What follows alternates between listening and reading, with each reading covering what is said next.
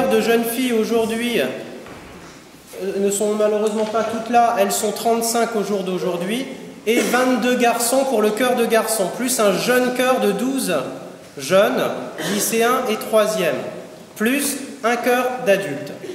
Voilà, donc nous allons vous donner, aujourd'hui c'est la partie du chœur d'enfants. Alors vous voyez bien qu'il y a des enfants en bleu et d'autres en rouge.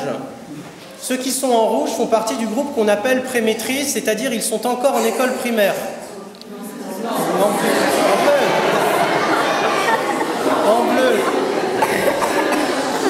En bleu, ils sont à l'école primaire, c'est ce qui s'appelle la pré-maîtrise. En rouge, ce sont les maîtrisiens qui sont au collège. Et les noirs avec une écharpe rouge font partie du jeune chœur. Alors c'est très particulier parce qu'on peut se demander ce qu'elles font là. Je vais vous le dire très rapidement, c'est que toute cette organisation et cette gestion d'enfants ne pourrait pas se faire sans elles. Parce que c'est ce qu'on appelle des tutrices de pré-maîtrisiens et maîtrisiens.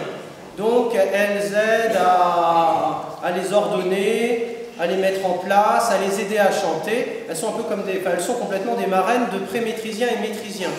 Donc elles sont là pour m'aider, m'épauler à toute cette organisation avec les plus petits surtout. Voilà.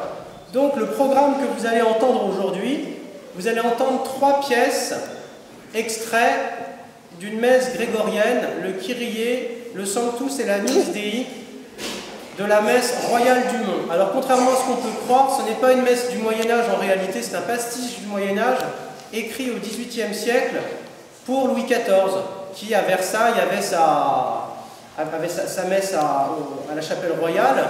Et pour donner plus de faste aux cérémonies, soit il faisait appel à des compositeurs qui écrivaient des polyphonies, soit qui écrivaient des pastiches de chants grégoriens.